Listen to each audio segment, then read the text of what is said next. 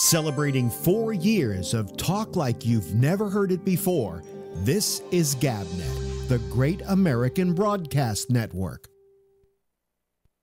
Evolution is defined as any process of formation or growth, development, the evolution of a radio program right before your ears. Welcome into the Exchange. It's Rob Alfano, and it's a Wednesday night, a special night, and we'll talk about that in just a few moments. You're going to give us a call on Skype in a little while. I'm Jim Browning. You're listening to the Exchange. Well, our long national nightmare just may be over. It seems that we are ready to say goodbye to reality television. Good evening and hello, everybody. Welcome to the Exchange, your safe haven for the free and open exchange of ideas and opinions here on the Great American Broadcast Network every Monday through Friday from 9:30 to 10 Eastern, 6:30 to 7 Western. I'm your host and broker, Damian Chaplin. If you'd like to join the conversation tonight, go ahead and give us a call on Skype. I'm opening the lines right now. The Exchange, one program, ever evolving. Be a part of evolution. Tuesday through Friday at 9:30 p.m., Damian Chaplin moves you in new directions. Call GabNet Live on Skype at 347-352-0079. The Exchange, the evolution. Tuesday through Friday at 9:30 Eastern, only on GabNet. Hi everybody, this is Alex Bennett, and I've had a long and interesting trip. It's called life. And for years, people have demanded that I write a book about it, and while I've been a writer, my main talent has always been that of a broadcaster.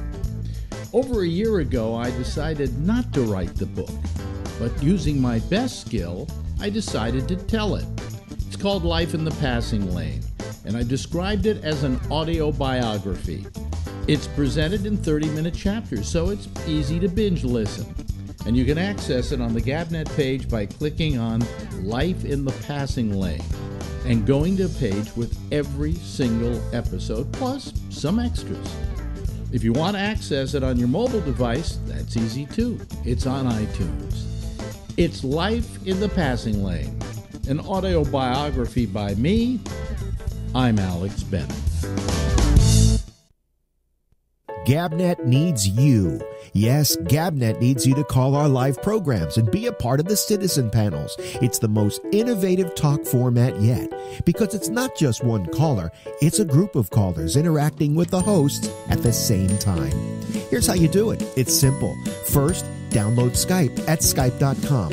To install it, answer 4 simple questions. First name, last name, email address, and your choice of ID. Then launch Skype, go to Add Contacts, type in GabNet Live, and ask to be made a contact. Then you're ready to be on the citizen panel. If you're too lazy, well, you can always call on the phone at 347-352-0079. That's 347-352-0079. For all the information and a call button for Skype, log on to gabnet.net. At the bottom of the page, you'll find a video on how to call us and how to use GabNet. It couldn't be easier. It couldn't be more fun and exciting. We're new. We're different. But we need you to call. So for crying out loud, call or we'll kill this dog. Don't worry, Fluffy. They won't let you die. I'm not kidding. Call or Fluffy gets it. Oopsie. This is GabNet, the Great American Broadcast Network. Talk like you've never heard it before.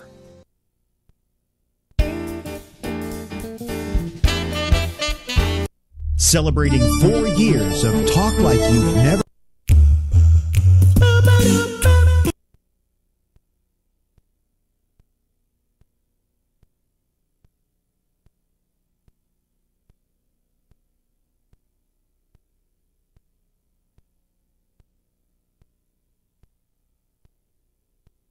Celebrating 4 years of talk like you've never heard it before.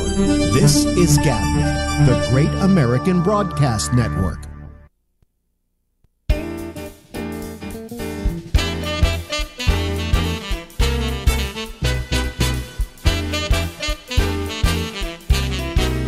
for those listening. I had a little fuck up at the very beginning of the show. I played the wrong stuff, and some of it was in mono, and forget it. You know, I've had it with everything. So anyway, how are you, everybody? I'm Alex Bennett. You can't see me right now, and you're not going to see me for a while because we're going to go do an interview with someone that is a regular on this program, and we love him to death. Ladies and gentlemen, never a waste of time is calling out to the other coast of the United States and talking to our good friend, Larry Bobbles Brown. Hello, Larry. Or maybe my total waste of time. But no. Tell them about you messaged me by Facebook, which I thought for you was rather significant in that it is almost too technologically difficult for you. But yeah, it's very toxic for me. I can't. I'm having a problem with my Yahoo. I think it's got a virus. Yeah. So Yahoo is where you get your mail. Yeah, and it says I know I have messages in the inbox, and I deleted some last night, and then it threw me out of the inbox. Yeah. And there's still some messages in there, but I can't get back in. It just says there's no messages in your inbox, but there are. And on the side where it says the number of messages you have, it has a minus sign, which I've never seen before. And I think I opened up a weird letter there last week.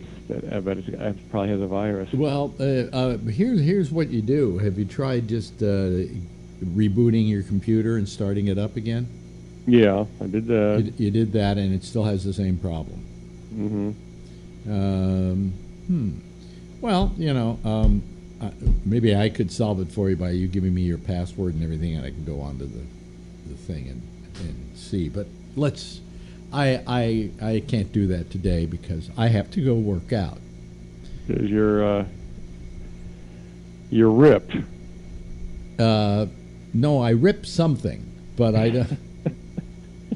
You know, I'm working out every. I know you hate working out. Every day I go down. It's a block and a half away. And I think the main exercise I get is the walk for a block and a half down and a block and a half back. And I was thinking, celebrating ornery about it and counterproductive.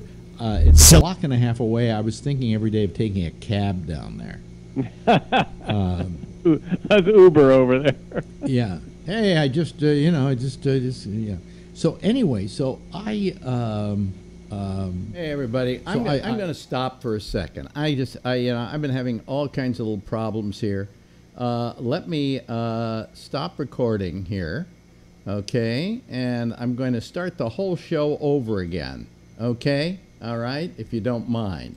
I think you probably do mind, but screw you. I have to do it because I just I had some problems with noise and things like that, and I want to do the show right by the show, okay? So let's start it all over again, okay? Hold on a moment.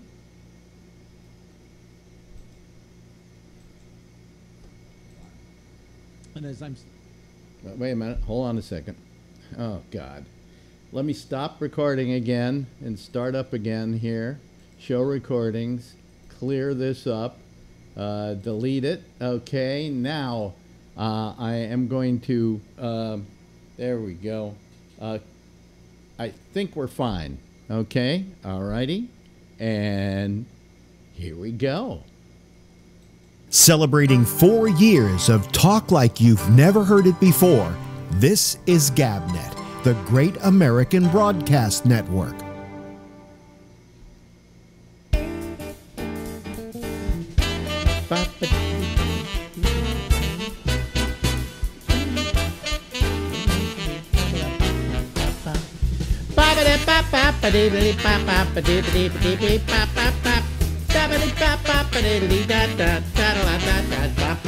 There's my logo. There we go. Everything's going wrong for me tonight. But I had to start the show all over again just to do a nice clean version of it for the video. I'm Alex Bennett. This is Alex Bennett's Ramble, and it goes on until midnight. And to start off the show, I think we should go to an old friend. What do you say, huh, folks? Okay? Ladies and gentlemen, never a waste of time is calling out to the other coast of the United States and talking to our good friend, Larry Bobbles Brown. Hello, Larry. Or maybe I'm a total waste of time. But no. Tell them about you messaged me by Facebook, which I thought for you was rather significant in that it is almost too technologically difficult for you. But yeah, it's very toxic for me. I can't. I'm having a problem with my Yahoo. I think it's got a virus. Yeah. So Yahoo is where you get your mail. Yeah, and it says I have messages in the inbox, and I deleted some last night, and then it threw me out of the inbox. Yeah. And there's still some messages in there, but I can't get back in. It just says there's no messages in your inbox, but there are. And on the side where it says the number of messages you have, it has a minus sign, which I've never seen before. And I think I opened up a weird letter there last week that I bet it probably has a virus. Well, here's what you do. Have you tried just rebooting your computer and starting it up again? Yeah, I did that. You did that, and it still has the same problem. Well, maybe I could solve it for you by you giving me your password and everything, and I can go onto the thing and see. But I can't do that today because I have to go work out. Because you're ripped. No, I ripped something, but I don't. I'm working out every. I know you hate working out. Every day I go down, and so it's a block and a half away, and I think the main exercise I get is the walk for a block and a half down and a block and a half back. And I was thinking, just to be ornery about it and counterproductive, it's a block and a half away. I was thinking every day of taking a cab down there. That's Uber over there. Yeah. Hey, I just yeah. So anyway, I go down to this place and I do the bike. That's basically what I do. There are a few other machines there. There are those other torture devices, and I use a few of them now and then. I do a thing for my torn meniscus, some leg lifts, and another machine which is kind of you're doing push-ups and abs and things like that. But quite frankly, I find the whole process so fucking dull and boring. Oh, it's incredibly boring. And I sit there. The first 5 minutes especially is the hardest for me on the bike. And then I say I'm going to only go 20 minutes today. And then when I get to 20 minutes, 25 is a walk in the park. Okay, so I usually do about 25. And as I'm sitting there pedaling, I'm going, this is a bicycle that's going nowhere. I'm wasting my fucking time, and everybody tells me this is good for me. And I've seen absolutely no benefit, and I've been doing this for a month now. I see, and 5 days a week most of the time. And I've seen very, very little difference in me. So I don't get it. Now, you run, right? I run. How far do you run? About 6 miles. About 6 miles. How long does that take you? An hour. Yeah. Okay. And you do about, what, twice a week? Every other day. Well, four times a week. Every other day. Okay. So did you do it today already, or? I'm going to do it after this. Oh, I see. And you have your little running shorts and. Yeah. Well, not just the sweats today because it's freezing. Yeah. I just don't run because at this age there's too much that jiggles around. It does give you a pounding, so I don't know. It becomes addictive. If I don't run, I get really depressed. So. Oh yeah, well you go for the endorphins, right? Runner's high, yeah. Yeah, you don't do drugs, but you're doing drugs. I'm doing drugs. Well, no, endorphins are very. Do you know the reason why heroin addicts have such a hard time quitting heroin? No. Because what happens is heroin is like your endorphins. Your endorphins that you build when you exercise is the same as morphine. It's a morphine-based substance. And when you supply morphine to your body goes, well, I don't have to produce it. I'm getting it from somewhere else. And so your body shuts down the production of endorphins, right? So now you're high on heroin all the time. One day you quit heroin and your body doesn't suddenly say, oh, well, now I better go back to work again. Your body takes at least a year before it starts really producing enough endorphins to keep you happy. You know, so that's why heroin is so hard to quit, is because you have replaced the endorphins with the heroin. Does that make sense? Yeah. Yeah. Endorphins are very. I was reading. There was a study years ago. I can't find it, but they, when people fall, I'm not a big believer in love, but when you get attracted to somebody, your body releases endorphins, and they say that endorphin wears off in exactly 91 days. Usually, I release sperm.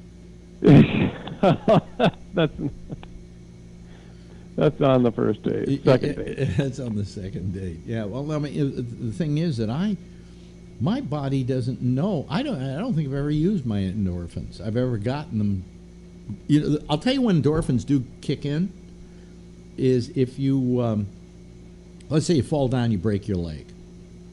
Okay, and now you're in terrible, excruciating pain. All of a sudden, that thing that you just hurt. Have you ever broken a leg or hurt an arm or really hurt yourself? Yeah. And all of a sudden, it doesn't hurt anymore. That's because your body rushes endorphins to that part of your body, and it dulls the pain. Wow. Yeah. So that's so I'm going to go out today to get my endorphin rush and break my arm. So but no. So what you've got is you've got an endorphin addiction, and you're addicted to morphine, basically. And that's why when you don't run, you get really cranky and disoriented. And yeah, exactly. Yeah. Some people who are really exercising. It bores the hell out of me, but I got to do it. Yeah. So anyway, but it bores me. Just bores me. I have no idea why I'm on that fucking bike. I put on PBS documentaries and watch them while I'm pedaling away. And I go, well, I could be at home doing the same thing, lying there. So, man, girlfriend's so proud of me. She goes, oh, I'm so proud you're working out. And I'm going, what? It's nothing important going on here, It's boring. It's dull. There aren't even really good-looking women at the gym that I can ogle, or, Well, that's great about New York. There, you're a block and a half from anything. Yeah, you're a block and a half, but the problem is that after you leave the gym on the way home, what's really good, you know what's next to my gym? My pharmacy. I have this pharmacy that deals me out my pills at three a month's worth at a time. It's the new thing. I'm saving money like crazy. I'm spending less a month now for prescription drugs than I was spending. I'm spending less a month than I was spending. Excuse me. I'm spending less for 3 months than I was spending each month on drugs. And the pharmacy for that is right next door to my workout place. But then right next door to that is Popeyes. Popeye, they have that in New York. Yeah, right next to that is Popeyes. By the way, that's right next door to the Baskin Robbins. So really, you've got, between the gym and a home, I've got this gauntlet I have to run. That's trying to just do away. I mean, if I went into any one of those places, I'd have to go right back to the gym and do another 25 minutes on the cycle, And then I do the cycle, and after I'm through, it says, you did 125 calories. But I did this fucking shit for 25 minutes, and all you're giving me back is you're taking off 25... half a Milky Way. 125 calories? Fuck you. It says, well, you went 6 miles on if it were a real bike. I said, if it was a real bike, I'd be all the way downtown by now. You probably burn half that many calories by lying there, Yeah. So you have any little facts maybe you've lined up for us on this this guy? Fun fact. No, I got, we were talking in the last show about Mill Valley. Yeah. And you know that John Lennon lived in Mill Valley for a year. Did he really? Yeah. When? I think 72 or 3. Huh. That's when on Lovell. It's either Lovell or Lowell Street. It's right above was the that when he Throckmorton. was? Wait a minute, that could have been closer to 75. I have a postcard in which he wrote to me and said, "I hope I was good on your show." He said, "I had enough trouble last year," and he was referring to all the problems he had in California. Mm-hmm. You know, where he threw a bouquet of flowers into the pool and shit like that. You know, and he was getting drunk with Nilsson all the time, which is not a good idea.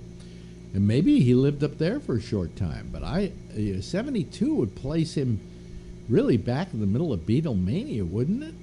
Oh, when was Beatlemania? Beatlemania was... Beatles were over in 70. So. Okay. Yeah, like he could have been there, but I don't think he lived there very long. All I know is that he and Yoko moved to New York. He was there, yeah, he was just there a very short time. It could have been during that time when Yoko threw him out of the house. Could have well been.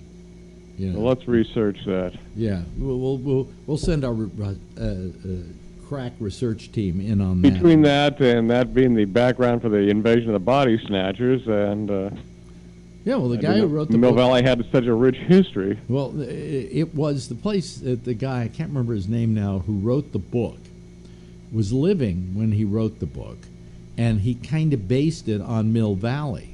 In fact, I don't know, in the book he may have called it Mill Valley. I don't remember because I never read the book. But he based it on Mill Valley. And I figured, well, if anybody was going to be like emerging from a pod, it would be the people that live in Mill Valley. You know. Yes. Probably all the people that, work at Google.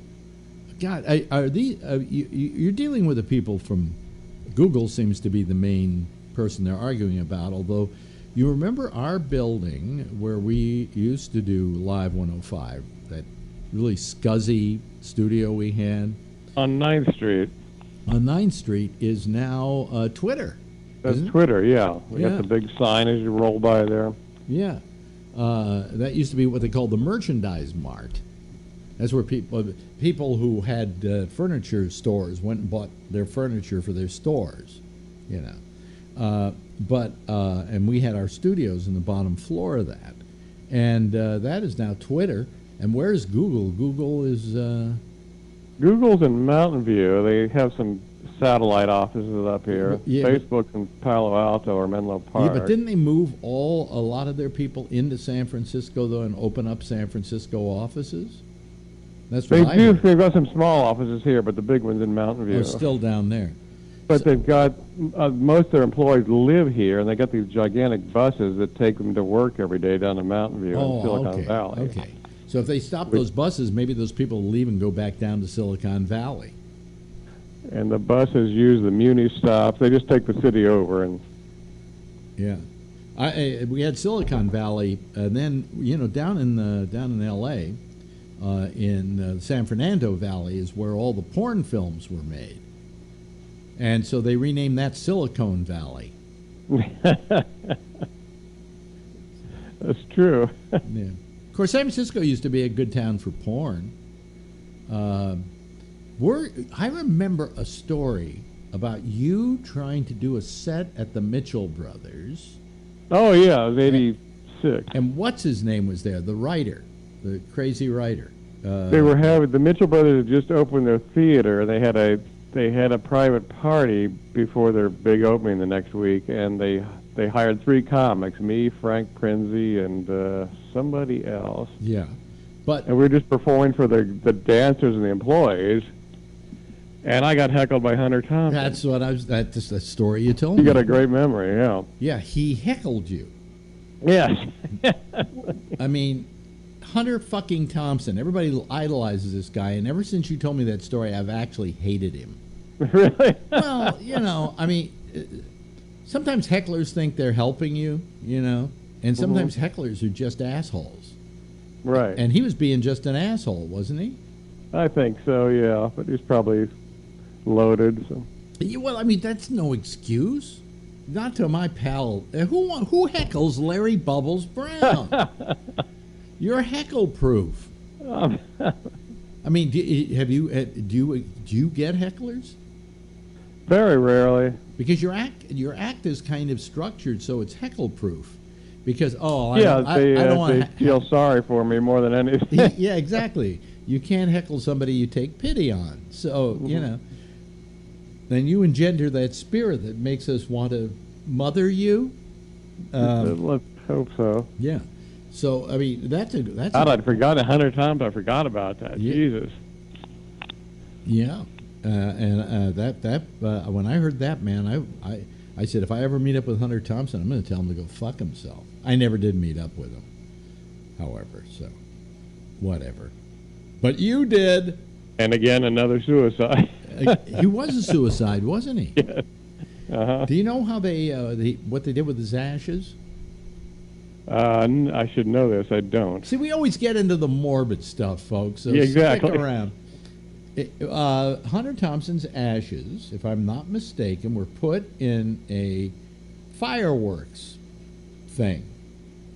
And then they sent it up and it exploded into a bursting flare of fire and, whatever fireworks do, and that scattered the ashes everywhere. That's a good way to go. Yeah, yeah. And there was somebody who wanted to get his ashes buried in space, and they did it. And I'm trying to remember. Might have been Gene Roddenberry or somebody like that. That sounds familiar. Yeah, yeah. So, whatever. I don't want. A girlfriend wants to cremate me. I mean, if she beats me to it, if I beat her to it. She wants to cremate me, and I don't know if I want to be cremated. Does that sound like a good idea to you? Well, it sounds better than like the MRI we were talking about. I've got a fear of being enclosed. I don't want to be buried. That freaks me out. Yeah. So, I suppose we don't know what's happening to our body once we're gone. But and they just put us in ice on display like Lennon. Well, let's just assume for a moment, okay, that there is something after life. Now, I'm not saying that there isn't something after life. We don't know. There are, there are forces at work in the universe, things like, different dimensions and crap like that, and there's supposedly as many as 9 different dimensions or something like that in string theory. And there's another you in another dimension, but probably not doing the same thing. All right? And so I'm figuring maybe you just migrate over to one of those other dimensions or something. I don't know. But we don't know completely what happens. I don't believe in heaven and all that crap, all right? No. But I do believe there could be some kind of scientific answer to what happens after you die. Of course, you can't remember what it was like before you were born, so it's probably the same as that. That's what I'm guessing it's going to be like. Yeah, nothing. That void of having never existed, all right? So, but let's just say for grins that there is a higher power, or there is a heaven. And now, you've just given away your retina. You're going to be... You can't see your new world. Oh, and by the way, you can harvest my organs. Okay, so my kidneys gone. Now I'm in heaven, and they go, I'm sorry, you're going to need a seeing eye dog up here. You're blind. Dialysis. So I'm just thinking, do I really want to do anything that's going to affect what's going to happen after that? So if you cremate me, there's no way anything can happen with this body. I don't know. I have no answers, folks. Yeah. I just absolutely admire religious people who have this dogged religious belief that when they die, they're going to be with grandma. Yeah, it's amazing that people can hold on to a fairy tale like a pit bull. And it's amazing. And it's amazing how many people we kill over that silly, nonsense. I mean, how many... My fear is there's going to be an afterlife, and it's going to be worse than this one. Oh, that's uplifting. That's you. That's you, Bubbles. There is an afterlife, but it's probably more horrible. Well, what would be more horrible, going to hell or going to heaven? Because in heaven, you'd have to sing all those fucking songs and play a harp and hang around with people on clouds, and they were all goodies, But down I in remember when I was a kid, someone told me they were talking about heaven. Somebody's parents say, "Oh, you go there and you live forever," and to me, it just sounded really depressing. My question is, can I jerk off in heaven? Will they allow me to jerk off in heaven? If they won't allow me to jerk off in heaven, I'm sure I can jerk off in hell. Jerking off's very important to me. Okay, it's a very Gotta clean the pipes. huh? Gotta clean the pipes. Gotta clean the pipes. So but I mean, I just I have a friend who just had his prostate removed. Well, when he dies, he doesn't have a prostate, so he better go to heaven. Because he's going to have no use for that prostate in hell.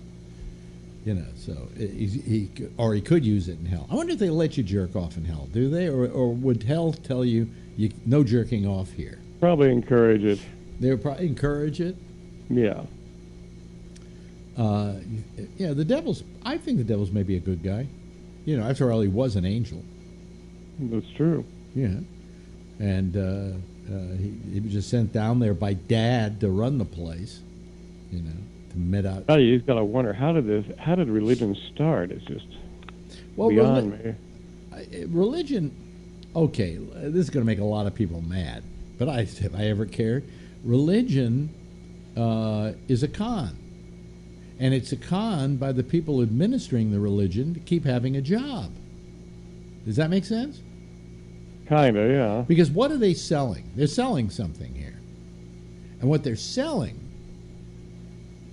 is eternal life. That's their product. And if you do everything, if you come to church on Sunday and you leave money in the plate and you keep me employed, you're going to wind up going to heaven. That's what happens in the afterlife. Of course, in the afterlife, you die and none of that comes to pass. But yet, I feel sorry for myself because I don't believe in any of that crap. And so, therefore, I have to live with the idea that when I die, I'm just going to be worm mulch, And I wish I had some kind of belief that at least would guide me to the grave, would make me leave this world with a smile on my face, and then, of course, after it was over, I'd find out it was all a fucking lie. Yeah. But nevertheless, something would ease me for that, and that's what religion does. It eases you to it should ease you into the eventuality of death. In fact, I think all religion is based on death. On the fear of death. Yeah, it's good to control people too because it keeps you in line while you're alive. So. Yeah, but what they're doing is it's kind of like I was listening to Trump today, and he was saying how if we don't do what we're doing now, we're going to have millions of people crossing that border. Well, there's no proof that a million people would cross across that border all of a sudden because you didn't stop them. Okay. But what he's doing, there was an old story, I call it the Bell the Cat scenario.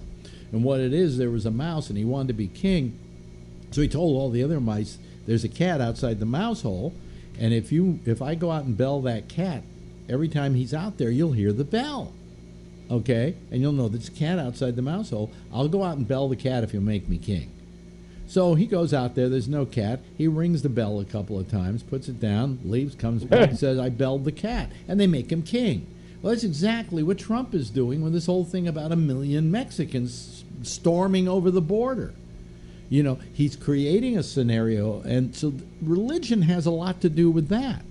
It tells you what could happen to you if you don't follow the rules. And I think people should be moral on their own rather than have somebody dictate. They should, although it's kind of depressing when you find people. I'm sure people are very intelligent and they're very religious. I don't know too many very intelligent people who are religious. I know people who are religiously observant, but I don't think they believe in a heaven or hell. Okay. I say, if you can be a good person on your own, God bless you. If you can't be, then why should we enforce it on you? You have to learn how to be a good person, right? Anyway, with that, we've given moral judgment. That on today. that bright note, we trashed your religion. Yeah, religion sucks, and we're all going to die. And Larry and I will come when he comes back next time. Join us once again as we depress the living shit out of you. Ladies and gentlemen, the always funny and enlightened,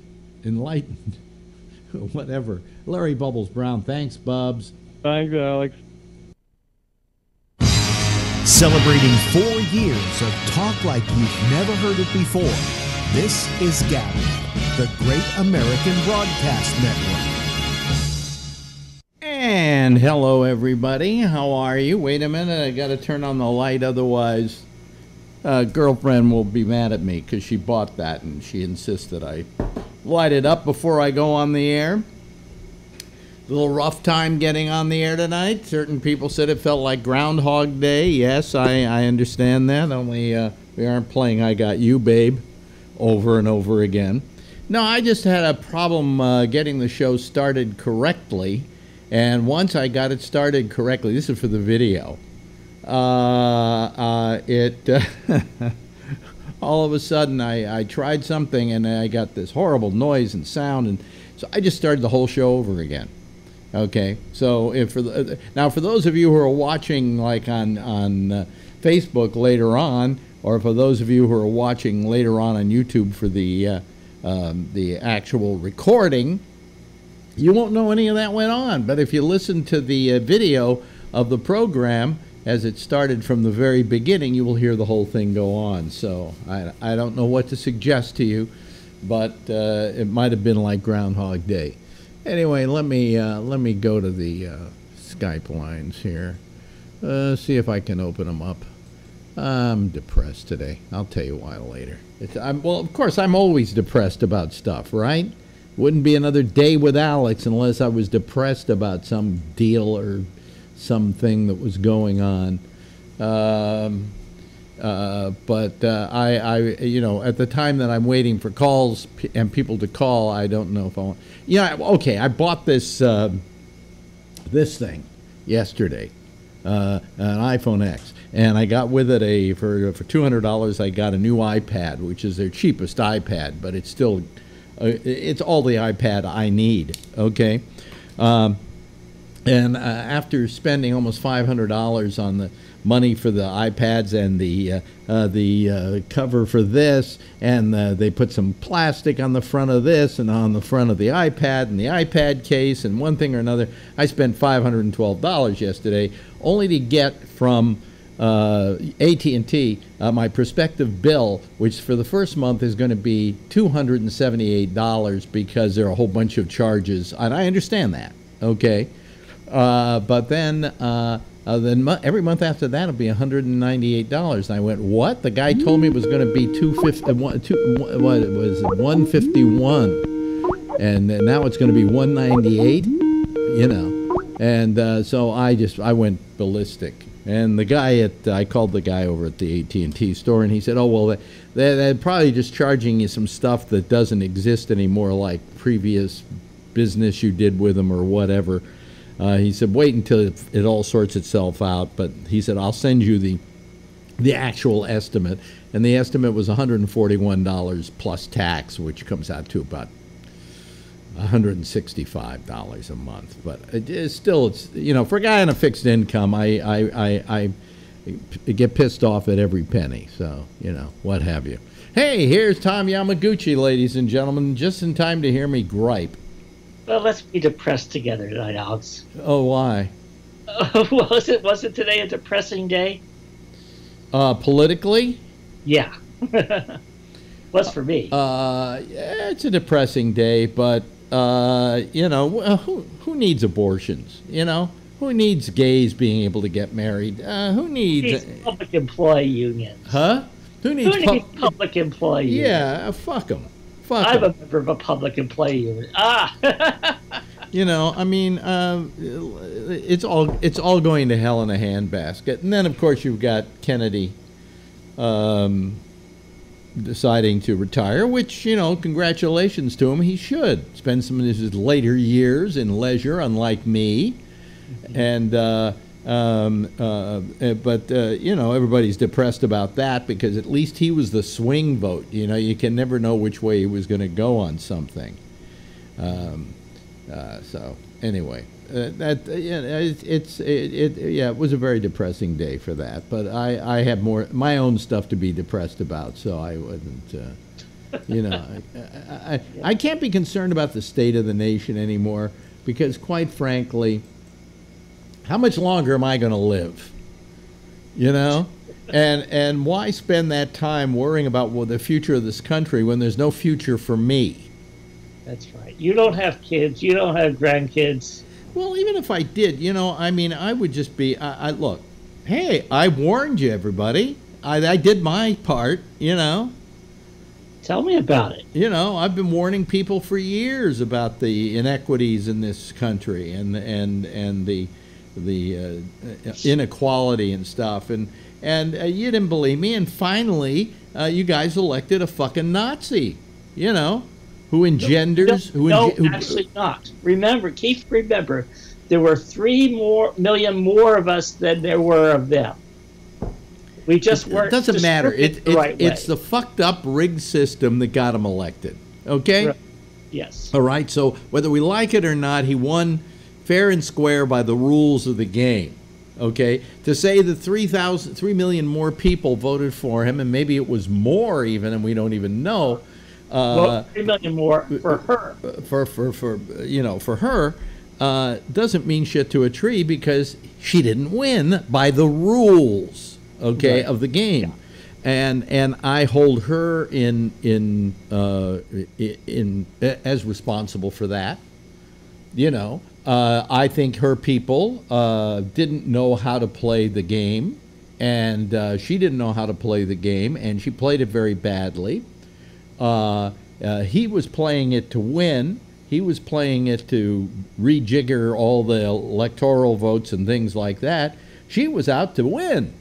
I'm going to win. Well, you won, but you didn't win. You're not president. And I think she let us down. I thought she was a terrible candidate. Well, I let you down too then, because I worked for her. Well, who were you going to work for? Who were you going to work for? Did you work for Bernie when he was going up against her? I did not. Other people in my union were Bernie supporters, and I was sympathetic. I said, given the choice, I thought that Hillary Clinton would have been the best president of all the candidates. But I told my other union people, I said, if Bernie Sanders wins the nomination, I promise I will work just as hard to elect Bernie as I would for Hillary. Yeah. And I was willing to keep to do that because just no way was I going to sit back and do nothing while Trump was doing what he was doing. You know why I think she lost? I've always felt with Hillary you didn't know what you were getting. I never felt she was genuine enough that I knew what she was and what she was going to be if she was president. On the other hand, there were people who knew exactly who Trump was, so they felt safer with that. That they knew what he was. And he turned out to be. I can't say he lied to become president. He's lived up to all his asshole promises. Mm-hmm. He's doing exactly what he said he was going to do. Yeah. So it's no surprise. Yeah. But of course, that's the reason we all fought against him. Mm-hmm. But what I think he's brought to this nation, which is terrible, and I can say it tonight because Phil isn't here to argue with me, so screw him. What I didn't. Oops, that isn't what I wanted to do. See, I'm doing all kinds of screwball stuff here. What was I going to say? Now I forgot what I was going to say. Where was I going with that? Something about Trump. What Trump has done. What Trump has done is he has completely lowered the bar for public discussion. Did you see that fight between a Latino and a woman. It was videoed where she was yelling and screaming at the Latino guy that they were, that, you know, all you people are rapists. She was literally reciting the Trump playbook. You're rapists, you're murderers, you're this, you're that. And the guy said, no, we're hardworking people. You know, turns out he wasn't even an alien. He was born here, I believe, and is a citizen of the country. And yet she, because he was Mexican, she was reciting the Trump playbook. And that was terrible. It was just terrible because it showed that what he's done is he has given a sense of permission to people who are ugly, horrible people to be exactly as ugly as and horrible as they want to, because he's their leader. Yeah. No, I didn't see that video. All we get here is the woman complaining about people barbecuing at Lake Merritt. So, oh, really? Oh. Yeah, no, I yeah, know. This was on the news tonight. It made the national news, as a matter of fact. Okay. It was so ugly. It was so horrible. They didn't even know who the woman is. She left after she said what she had to say, and they don't know who she is. Yeah, but this is happening all the time. I mean, you know, this is the latest flavor of the day. Yeah, I mean, but he's come giving up with thousands of these things where people are yelling and screaming at each other. Go back to where you came from. You know, it's like no, you go back where you came from. You know? He's giving that sense of permission. Yeah. You know, and that's what's so terrible.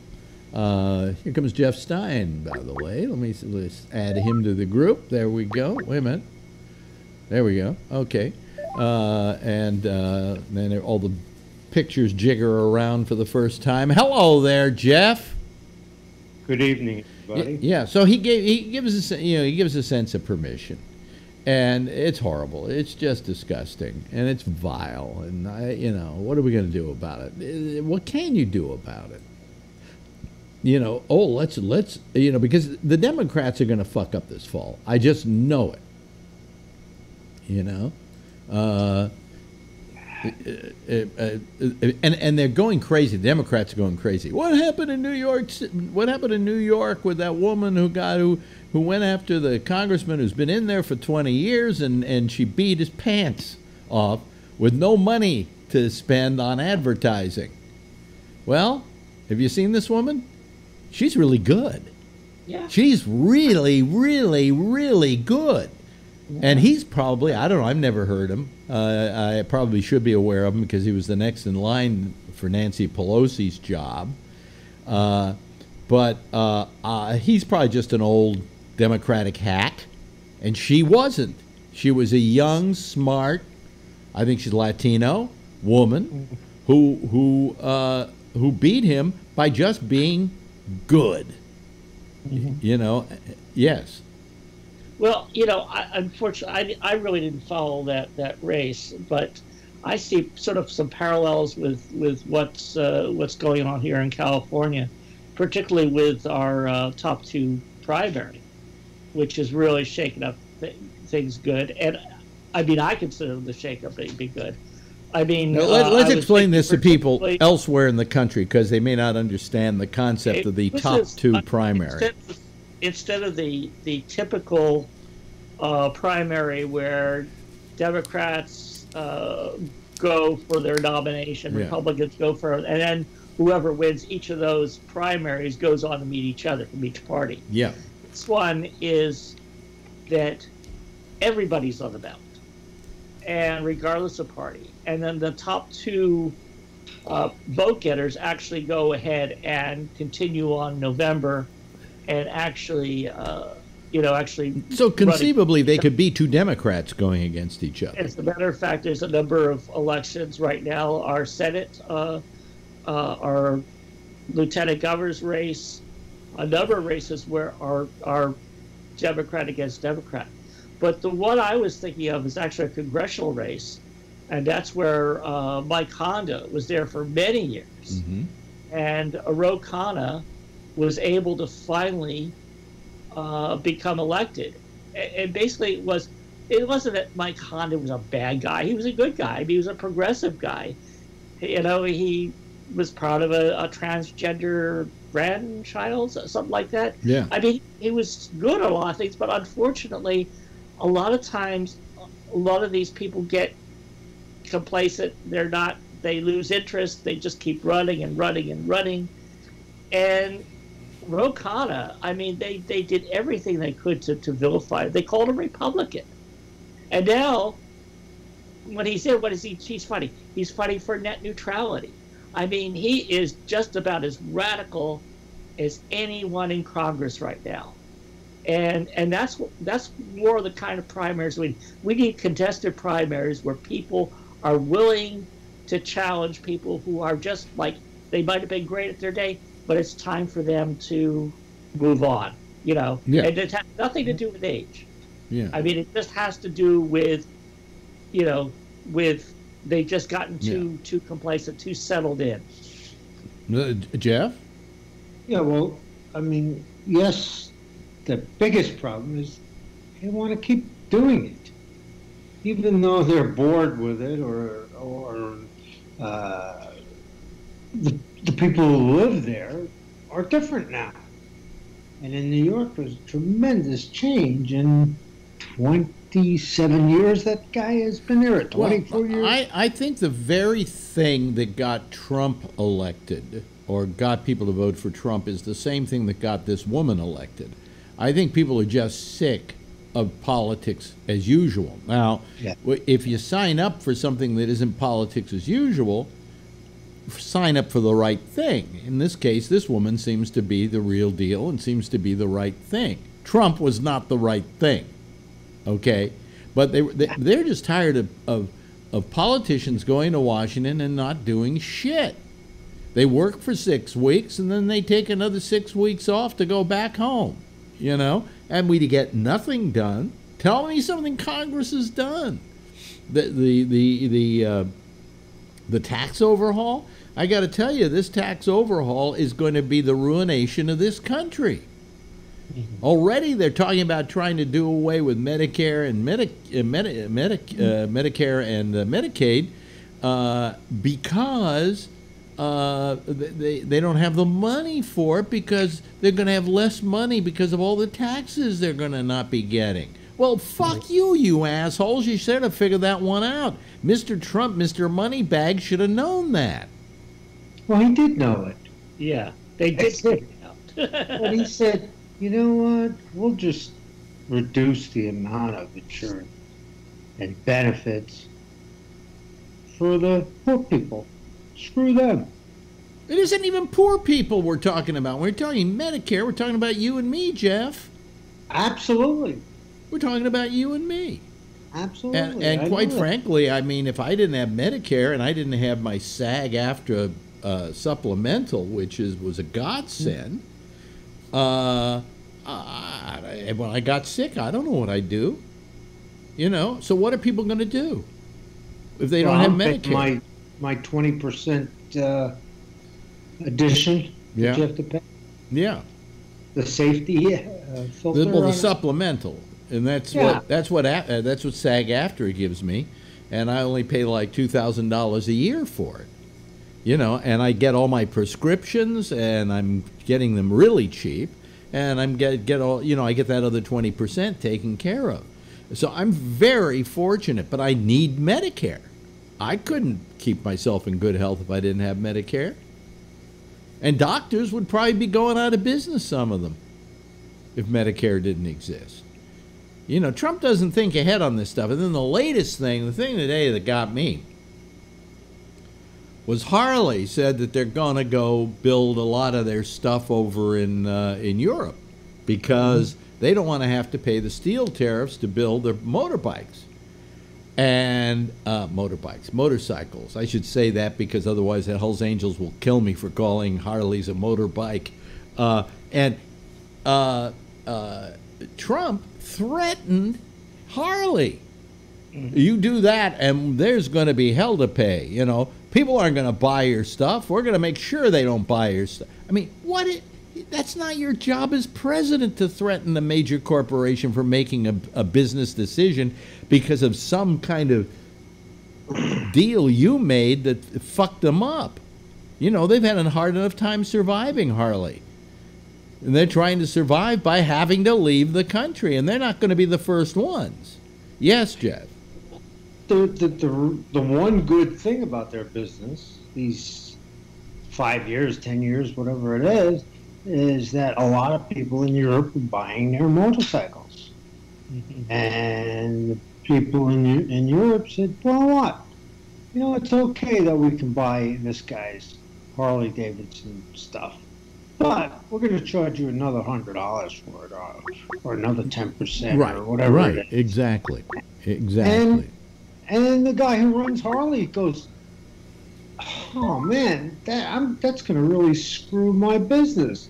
A lot of people won't buy it anymore. Well, they were going to put the Europeans were going to put a tariff on all the Harleys going over to Europe, because that was one of the companies they targeted as being purely an American company.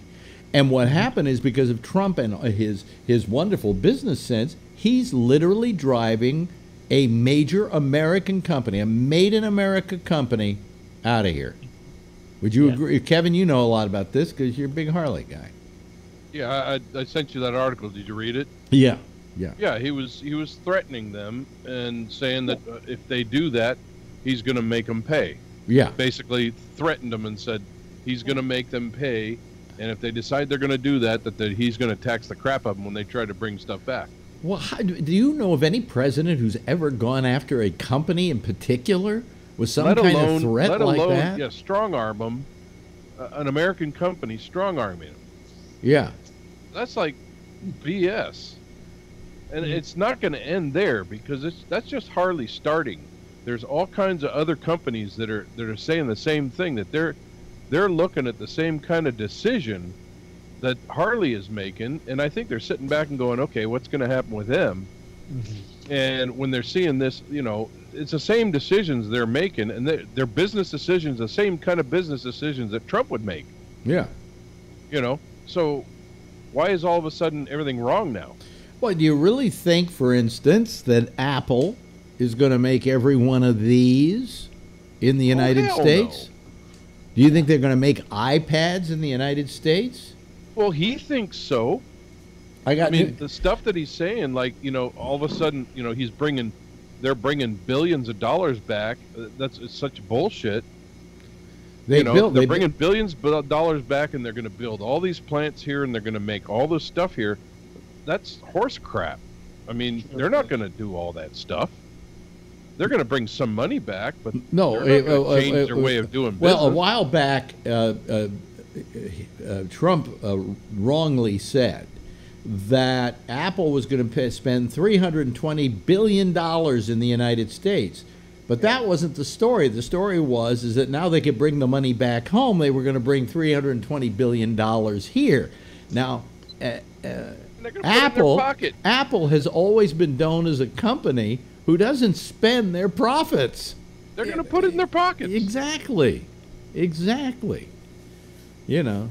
Now I a bit of a tax break on that one, because of the little problem I had with AT&T telling me my price was more than the guy told me it was going to be for this every month. Like it was going to be $188 instead of he said 51. They switched on you, huh? Because I was at Costco today, and I was thinking about you. I was going, some guy was talking about the phone, and I was eavesdropping over it, and the gal was telling him, oh, you can do this and you can do this. I'm going, I wonder if this is what Alex got. Well, I got an iPhone X, and I got to admit, it's pretty fucking cool. Yeah. You know, because I've been waiting to get a good deal on one. Yeah, well, I mean, you could call this kind of a good deal, because before I used to pay $500 to get the phone. Yeah. Okay, and now you don't have to pay anything to get the phone. You just pay it off I'm paying it off over 2 years. Okay, yeah, but I was told that my price would be like $141 plus tax. Okay, and I have it in writing.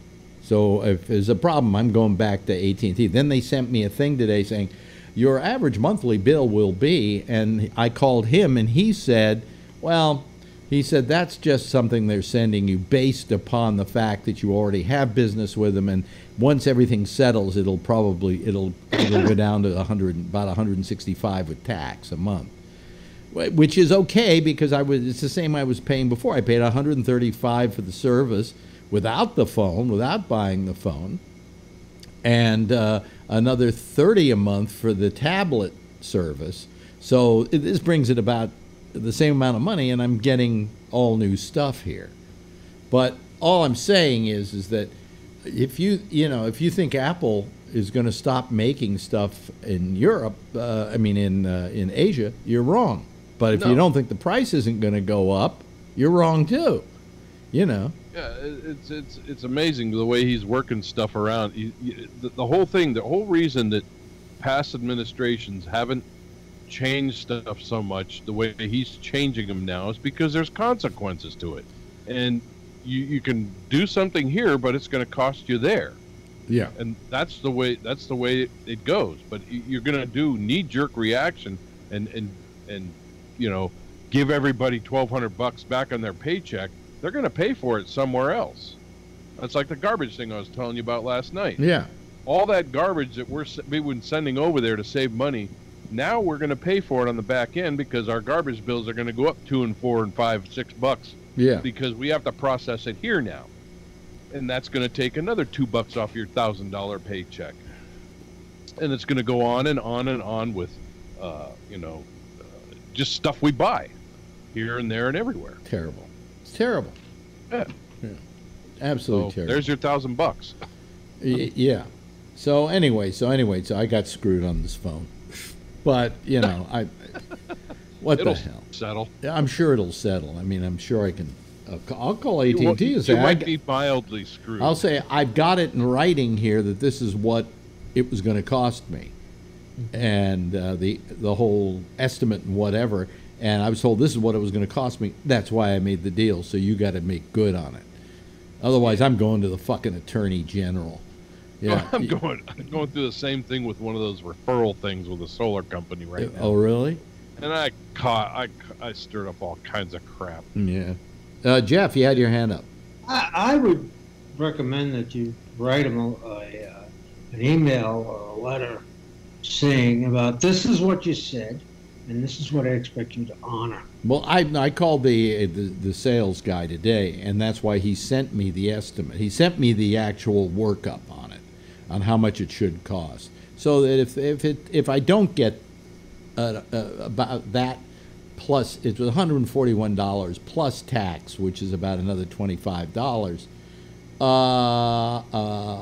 If I don't get that, I'll get a hold of AT&T and say, here's the paperwork I have now. You got to make good on this deal, and we'll see what happens. I'm an old guy. I have nothing to do with my days. That's what I told them too. Except write fucking letters and call them, and and maybe go by their place and after the gym while I still smell. Well, what I throw these guys? I threw them. I said, I'm going to 7 on your side. I'm going to go tell them on TV, and all of a sudden I got their attention. Well, I mean, I got nothing to do. Yeah, I mean, the problem with a lot of these people who are selling phones like this AT&T store is an AT&T store, but it's not owned by AT&T, nor is it run by AT&T. It's run by somebody else. And they've got to be responsible for what those people do. They can't just sit here. They're representing them. Huh?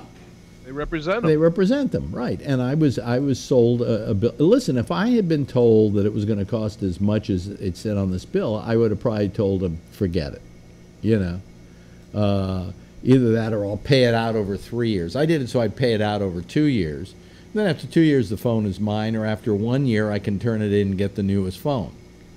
Although I don't know why I want to do that, because I usually go about 3 years on a phone. But anyway, all I'm saying is that these decisions that have been made are pretty terrible on the part of Trump, and everybody thinks, oh, he's trying to protect American jobs. No, we're going to lose American jobs as a result of this. In the beginning, everybody sits around going, maybe it's going to be okay. Maybe he knows what he's doing. Now, look at his business history. Does he know what he's doing?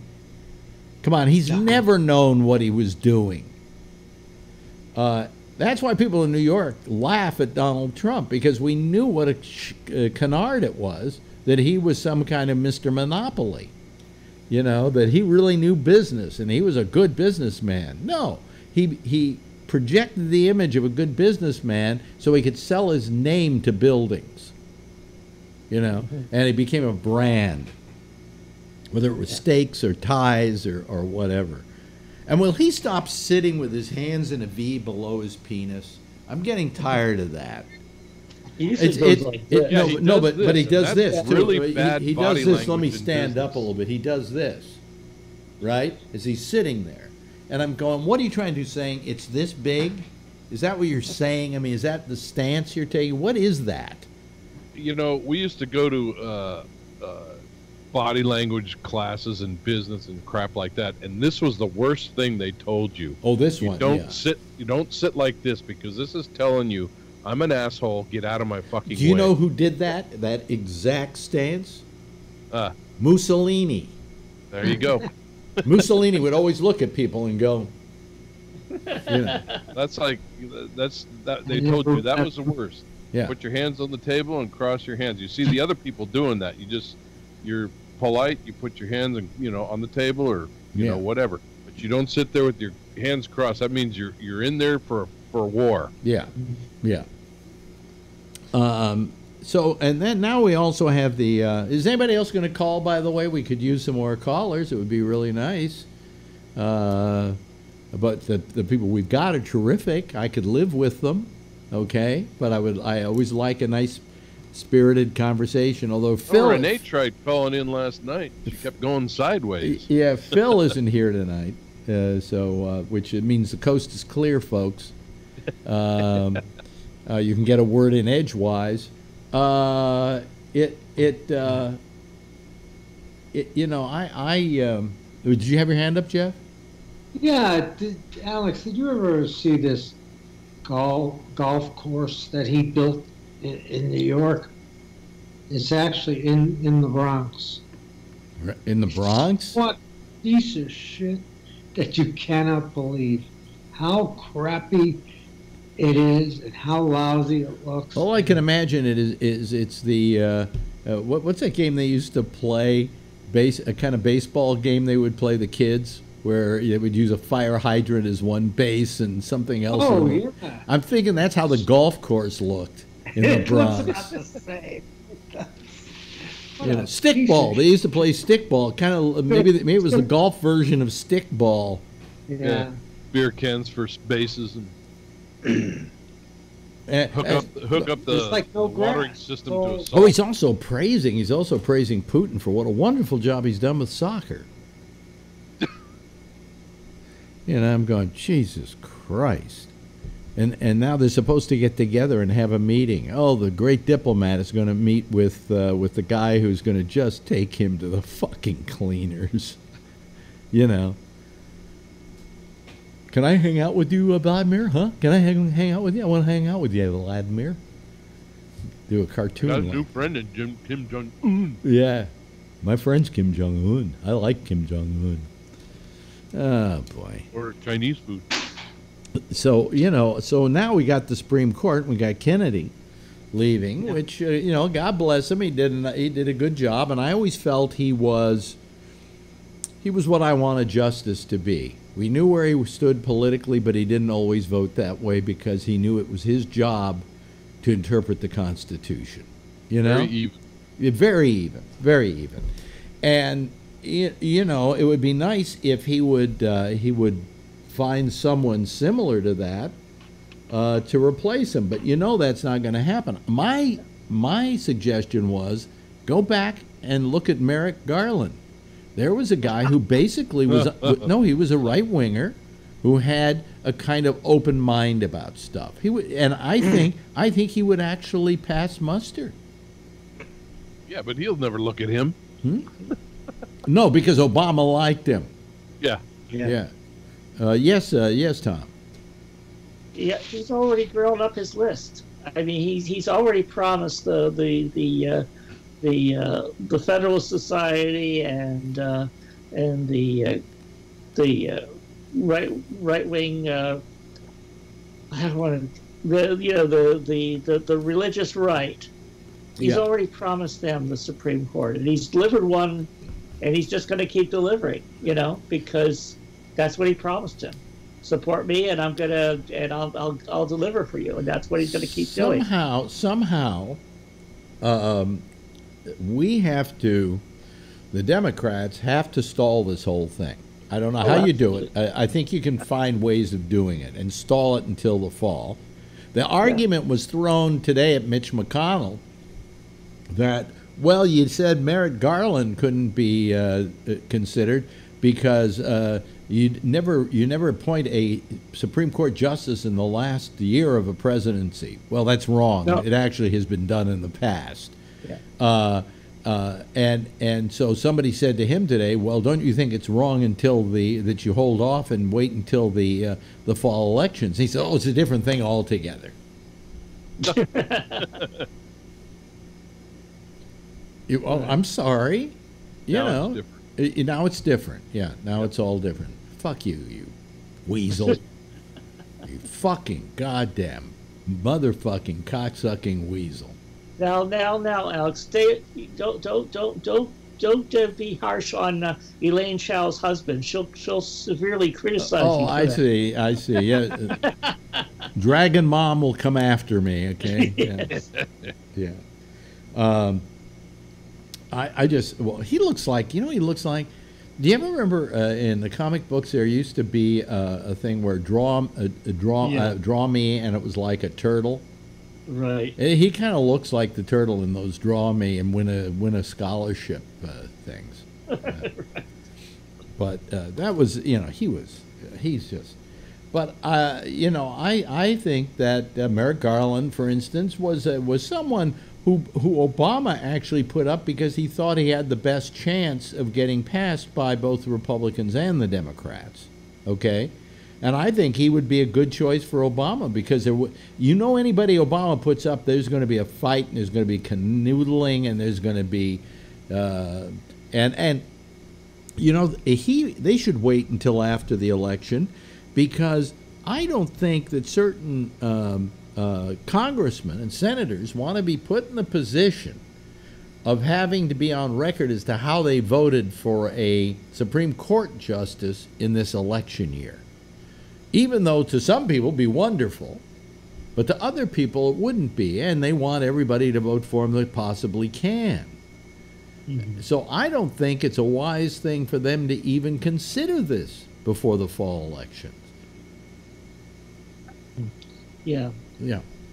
But I think it's really important that the Democrats do make a big deal of this because, we should really treat the situation the same we did in 2016.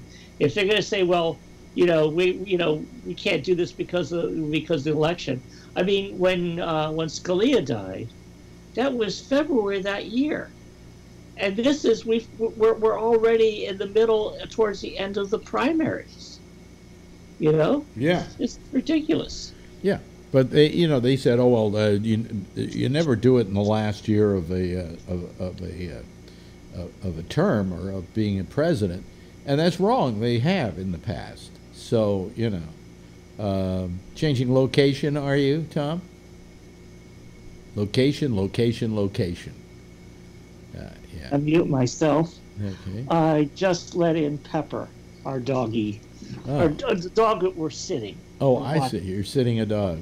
Pepper? Dog's sitting on you now. That's the wonderful thing about Skype. We have all kinds of things. We have people like Ray Renati bicycling last night in a gym, and we had Renee trying to show us Hilo, Hawaii, and it's nice. And now we have a doggy who is overly affectionate. It's not even your dog. Oh, that's nothing more wonderful than dog spit. Dogs really feel that you want spit. Oh. what gets me is she likes to lick up inside my nostril. Oh, really? Oh, yeah. Ooh. Very tough. Very tough. Anyway, so where was I? So what else is happening in the news now? I guess it's just today was a real depressing day. And I told you about the union decision. Yeah, well, now that means that this kind of guts unions in government, right? Yes. It means basically that people don't have to pay union dues, even though they're getting the benefits of increased money from a contract. So why join a union? Wait a minute. Hold on a second. What's that? Okay, so what this ruling said, and I don't understand why they made this ruling, to be honest with you, is and I didn't follow it that closely, so please correct me if I'm wrong. Mm-hmm. This guy, the unions are having a problem in that the unions that represent government workers, they can't collect dues. They don't from those people, right?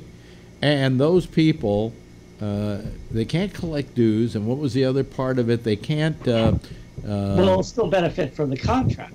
Yeah, but they'll benefit from the contract. But there's one other thing the unions couldn't do. There was one other thing the unions couldn't do, like involve themselves in political campaigns or something like that. That's always been. It's always been. You can't. Yeah. For one thing. But why? What was their thinking on why you can't have a union with government? I mean, They hate unions. Huh? They hate unions. I know. Well, they can hate unions all they like, but what is the constitutional misdeed that says you can't? Hello, by the way, Mr. Ritter. What is the misdeed here of these unions charging dues, for crying out loud? And then, as you say, these same people getting the benefits of that union's work. Right. Yeah. It doesn't make any sense at all. I mean, it doesn't mean that you don't have to pay union dues, but it means you don't have to if you don't want to.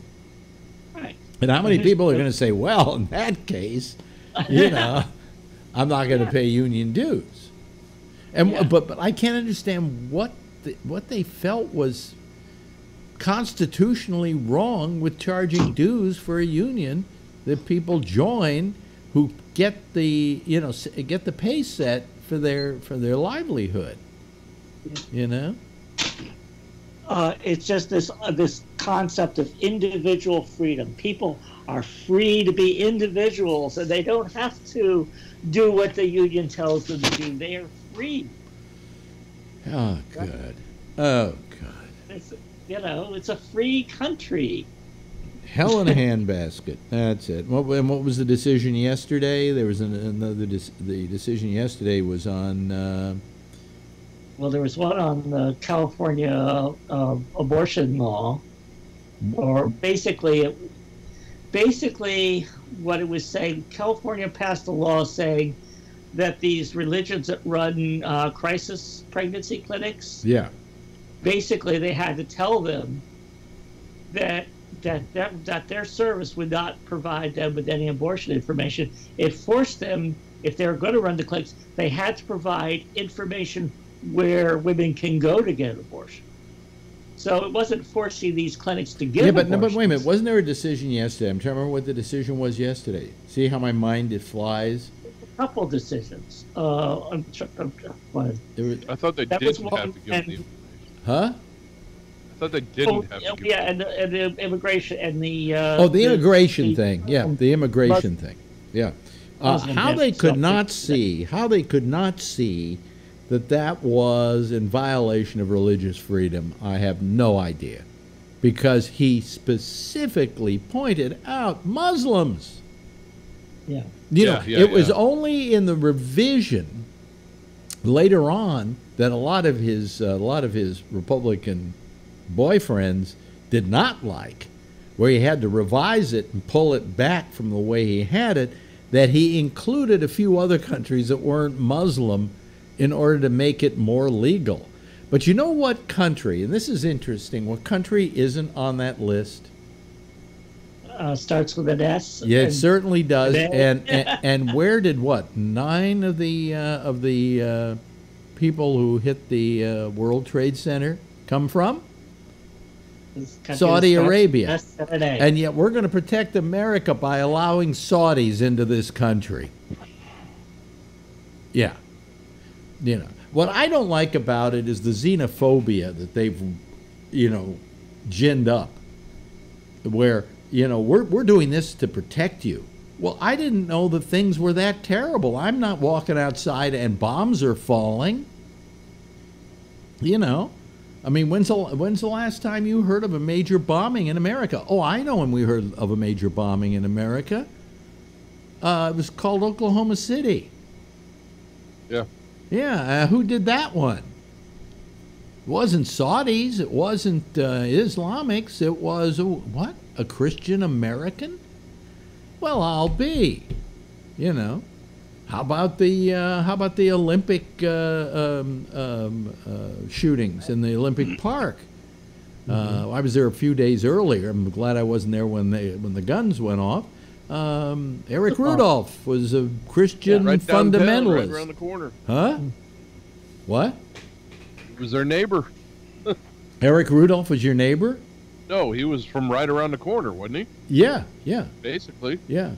But all I'm saying is that when you think about protecting us, are you protecting us against these people? I don't think you are. Let me get my picture out of Mr. Ritter's face because I'm interrupting him there.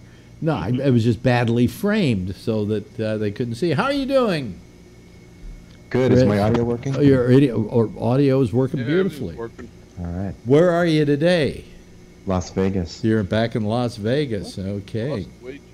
Back and forth. Yes, sir. Yeah. A lot of people, a lot of celebrities dying lately here. So. Yeah, we have had a couple of celebrities die. We had Joe Jackson die today. Yeah. I didn't hear that. Yeah. Or as I heard somebody put it, finally. Who Vinnie else? Paul is a local guy. Who? He lived. Vinnie Paul. He was a mainstay at all the comedy shows. He's a famous rock and roller from Pantera, back from 2001. Yeah, the drummer, right? Yeah. My friend we Bob. saw him everywhere. You always run into him. I ran into Joe Jackson in March. He looked about 75. He looked okay. Yeah. But he was dying then, I think so. Yeah, but Vinnie Paul went to a Bobby Slayton show. Bobby was saying that he had some drinks probably with saw him. Slayton 20 times, yeah. Huh? Yeah. He just went to comedy shows over and over and over and over again, yeah. Really? Carrot Top, Amazing Jonathan, he was there constantly, yeah. Amazing Jonathan's working Vegas? No, he worked Vegas 2001 to 2012 pretty regularly. Really? He did really well. Yeah. Then what happened? What happened? I think he just left in 2012. He felt he wasn't getting he didn't like the terms and all that. But he had a big run here. So where is he now? I knew the Amazing Jonathan. I'm a friend of his. He lives here in town and he has a nice house out in Henderson. He has some health problems and such, but he has health problems. Does, yeah. Well, send him my best, will you? Because I haven't seen him in years and years and years. Yeah. He gets out once in a while. He does a special show every now and then. So. Yeah. But he had like a 12, 13-year run almost every night. Yeah. Yeah. Him and Penn and Teller, Rita Rudner, they really. Well, you know, but you know what really always worked in Vegas was a magic act. Yeah. You know, whether it was Siegfried and Roy or Penn and Teller or, you know, I mean, Cirque du Soleil almost falls into that category. I mean, it's, you know. Yeah. Mm-hmm. Yes, Tom. I was just thinking on the subject of death. We lost a New York radio guy named Dan Ingram. Dan Ingram. You know him? I did not know Dan Ingram. By the time I got here, was talking about this last night? I can't remember. I was talking about it on the show, whether it was in one of the interviews I did or whatever. It's with an interview I'm doing tomorrow night. It's going to be on tomorrow night with Stephen Pearl. We brought up Dan Ingram, and the thing with radio personalities back in those days, and you'll probably know this, Chris, is that you could be the biggest personality New York City ever saw, and nobody ever heard of you in Chicago. Nobody ever heard of you, in Philadelphia, right? You get one national ad, and that's all the other cities know you for. Yeah, Hawaiian Punch was his. Right. The Christmas Story guy was. Well, that was that of course was Gene Shepard, but they were local, and so when I came to New York, Dan Ingram wasn't even working here anymore, and I came to this town in what was it, 1969, I think. And by that time, Dan Ingram, I don't think, was even working anymore on the air here. And so, for as big as he was, he'd stopped at that point. So I didn't know of Dan Ingram. I knew who he was. I knew that he was the biggest thing since sliced bread. I knew that he was, but I didn't know him. Same thing with Gene Shepard, and I got to know Shep. Okay, I got to know him. And but I wasn't impressed by knowing him. I just liked Gene Shepard, and we hung out, right? But I didn't have a sense of history with these guys. Yes, Jeff? Jeff? Oh.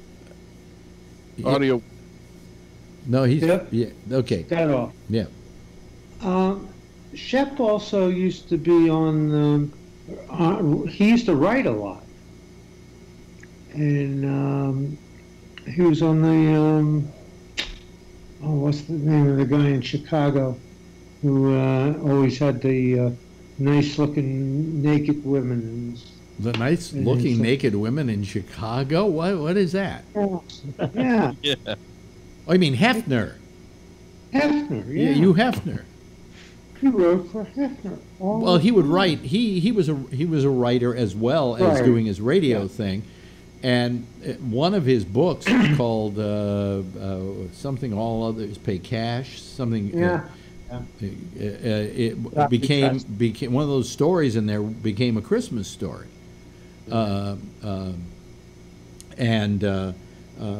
all I'm saying is these guys were not guys that I was, enamored of because I didn't grow up with them. They're kids. I knew guys here in New York who said when I was a kid, I used to put on Gene Shepard's show because he used to go on like at 9 o'clock at night or 10 o'clock at night. 10 o'clock. And I would, and I would have to turn the radio on under my covers and listen to him, like I was one of those kids. Yeah, like the parents didn't notice the glow from the radio from under the sheets, but and that's how they would listen to Gene Shepard, and he was that big a deal. But to me, Gene Shepard was the guy I used to have dinner with at Earl Dowd's house, Yeah.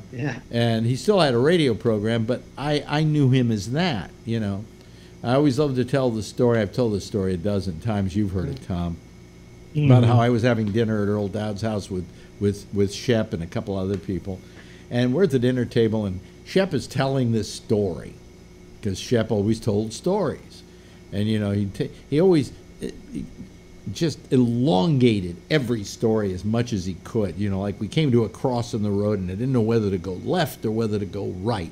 And my father couldn't figure out whether to go left or whether to go right. And he'd go on forever. You know what I'm talking about, Jeff. And he's telling the story, and it's fun, it's fine. But I'm getting tired of it, and we finished eating dinner. So I kind of excuse myself from the table, and I go into the living room. And I turn on the TV set, and it's the Joe Franklin Show, who was another New York institution, right? And who's his guest on the show but Gene Shepard? And he's telling a story, and it's the same story he was telling at the dinner table. And I simply picked it up in the living room from where I left off. So, but Shep was he was a nice guy. I liked him. I mean, I wasn't that close to him, but I knew him as a peripheral in my life. But I never knew Ingram. And Dan Ingram died, at 85, I think he was, something like that. Yeah. Yeah. And do you remember Dan Ingram, Jeff?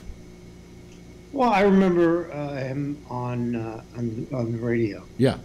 That's what he did, like I think music. Yeah.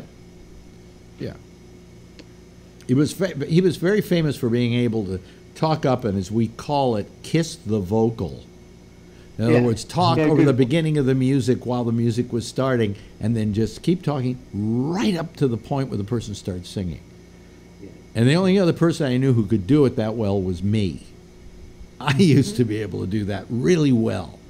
And it was almost a game you played with yourself. How closely can I kiss the vocal? And those were in the days when we talked at the beginning of records. Now they don't even talk at the beginning of records, mainly because they're not in the same room at the time the music's being played. They're all voice tracked. But Ingram was supposedly just great. He was terrific. And they installed him in the National Radio Hall of Fame, which I have yet to ever be even considered for. And yet a lot of other idiots are, So, people who gave far less to this business than I ever did. And am I bitter? A tad. Anyway. Fuck 'em. Fuck 'em. So, you like life in Vegas, right, Chris? It's okay. I could go anywhere. I lived in Manhattan for 7 years. Yeah. And Vegas, you appreciate the open space, but Manhattan has so much vibrancy and culture. And it has culture, vibrancy, not like it used to. When I first moved here, I had a love affair with New York City. I mean, and it was dirty and it was dangerous and it was all those things. But I had a love affair with it. You know what I'm talking about, Jeff? Oh yeah, I grew up there. There was a love affair you had with New York City, and I had it, and I don't have that love affair anymore. I don't feel that way about New York any longer. It's just not the city it once was. It's a big city. The skyline is very modern now. They're building all these pencil thin buildings and shit like that, and and I can see it all happening from my windows here. I have a great view of the skyline of New York, and I don't know. It's just not the city it was. What can I say? I wish it was. Yeah, Jeff. My 14-year-old granddaughter is going to be in the city for 2 weeks. Yeah. And she's a dancer, and she's at the Joffrey. Yeah. Oh, good. Whatever that is. Yeah. Okay. And anyway, that's where this giant giraffe teaches kids how to dance. Is that the Joffrey? I'm going to go there on Friday and figure it out. But, yeah. She calls up the other day. She goes, "We're on 42nd Street, having a great time." Yeah, but 42nd Street. 42nd Street. Yeah, but it's not like it used to be. 42nd Street used to be dirty and filthy. It used to be seedy. It was the crotch of America. It was the underbelly of America. It's where all the evils of America were on display. And there was something wonderful about that. There was something dangerous and wonderful about it. The pimps and the whores and the whatever, the drug dealers. And you say, well, Alex, that's wonderful? Yes, because it's like living on the edge, and there's an excitement to that. And there was an excitement to living in New York, and there was a bravado to living in New York. And I also knew a lot of people, like people who hung out with the Warhol crowd and so on, and those people. And it was all exciting and vibrant and inventive, and it's not that way anymore. You'd go there and you'd survive, and then you'd come out and go, I was there. I survived it, yeah. Yeah. And I came out of New York a tougher person, I got to tell you. I went to California, and I said, these people are all suckers ready to be taken.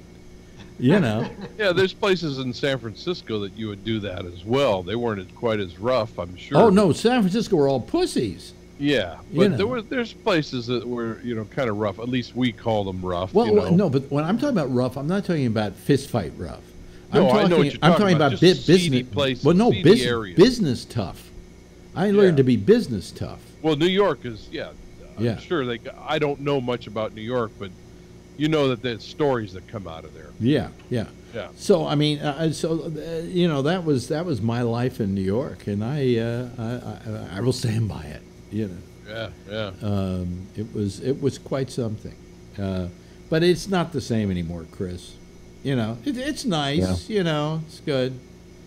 Go take a Gray Line tour. And Broadway seems more about not about talent. It's more about stars who are in vehicles. It's everything. It's not about achievement anymore. It's about success. Well, everything is a redo of something. Either it's a stage version of a movie, and then they bring in somebody to, they've got they're doing the Carole King musical. You know who's starring in it right now? Supergirl. Oh yeah, you got Mike Tyson doing a Broadway show. Is he doing a Broadway show? He did for a while. He did, for a short time. Monologues, and people loved it. But well, I mean, at least that's original. Mm-hmm. Well, Brechtian, but everything else is like, we're going to do a musical of this or that. I mean, my wife is going to see a musical that just won for Best Musical, which is The Band's Visit, which was a movie. Right. Mm-hmm. Right. And nobody can come up with original ideas or original concepts. It's just, And then Disney, of course, does all their animated films as stage shows. They're doing Frozen, and they've got The Lion King is still going, which I hear is a pretty good show. A lot of money, incredible amount of money. And back in the day, the Marx Brothers weren't known, but they had a Broadway show, and that's where they worked out their bits to perfection. Oh yeah. And what a great way! I wish I could go back in time and. Well, Broadway was very different then too. It wasn't just Fred Astaire with his sister. And all but it wasn't just Broadway shows. It was things like the Ziegfeld Follies and Minsky's Burlesque, and things like that. And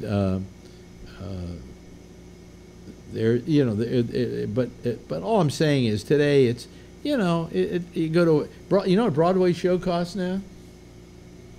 Mm-hmm. Decent seat between 150 and 200 and 175 bucks. And that's for the same day either. Yeah. And that's for the same cramped seat you used to sit in 20 years ago. I mean, you know what I'm talking about, Jeff. They're the worst seats ever to sit through a whole thing. I was watching, what was it, the Book of Mormon, which was a wonderful show. But I was went to see the Book of Mormon, and at the end of the third act, my body was cramping from the seats. I had to kind of stand up. It was horrible. I had to stand up and walk over to the aisle so that I wouldn't be I was in pain. And those seats are just horrid. Just horrid. So, anyway. I used to ask all the old timers, I say, what used to be here? And they'd tell me. And one guy was like, the Chelsea Hotel, the Chelsea Cinema right next to it, they used to park 18-wheelers behind it overnight because trucks could get in and out of there so easily. There was so much space in Manhattan in the early 60s. Yeah. I wanted to ask Kevin a truck driver story. I've never heard one of his truck driver stories. I wonder if he had one of them. One of his choice stories. Oh. That's why I called, basically. Yeah. Get the truck driver story. Well, you're on the griddle. You're on the griddle now, Kevin. Talking about right. Yeah. I mean, what kind of truck driver story? The best one. I could. I'd have to. Yeah. I'd have to think something up, or you'd have to come up with something. I don't know. I'm trying to think. I'll have to think. Anything bizarre? Anything? Well, of course, you've told us that women like flash you all the time. Oh yeah. When you're driving a truck. Yeah. And you've seen women giving guys blowjobs in cars? Yeah, I've seen that. In other words, you have a view from a truck of the world that very few people are privileged to. Right downtown, yeah. I've seen guys in traffic, butt naked, driving over to Santa Cruz. Why? I don't know. I guess because they can. I guess, yeah. And then they look up at you and go, "Oh shit." Hey, listen, you know, let's be honest. If there wasn't propriety in this world, would we really care about putting our clothes on in the morning when we walk out on the street? Yeah, I mean, that's what it looks like sometimes when you're in the truck. You go, "Oh shit, this guy just wanted to go down to the drive-thru or something and get something to eat, and he didn't realize he was going to be sitting next to a truck." So is that enough truck story for you there, Chris? It'll do. You want what were you? It usually relates to something that somebody's talking about, and then I can pop it. What were you? What were you looking forward to? What kind of truck story would you like? Oh, danger, excitement, espionage. I'm not sure.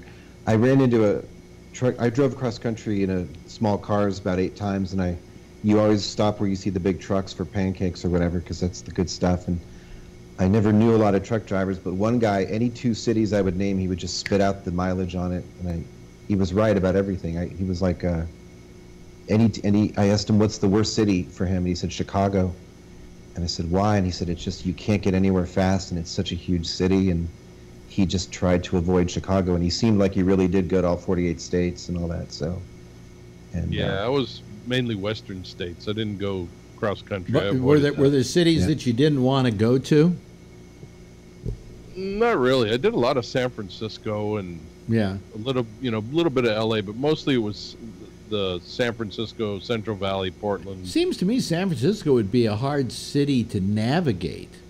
It was, yeah. Yeah, but I always tried to get up there early in the morning. Physically, you've got the hills, which I don't think you'd want to take a truck up. Yeah, but when you're in the business district, you don't go on all the hills, Right.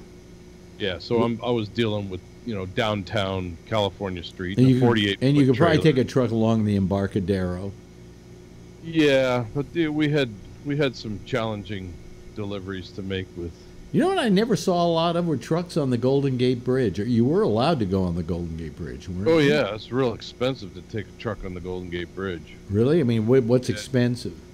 I can't remember what we used to pay, but they're probably paying $30 to cross the bridge now. Wow.